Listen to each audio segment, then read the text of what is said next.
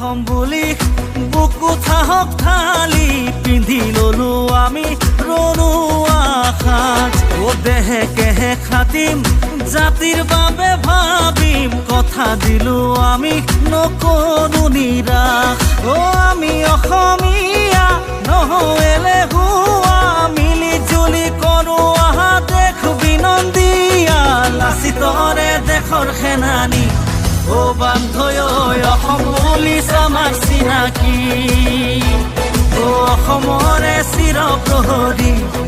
বান্ধৈ Assam police আমাৰ চিনাকি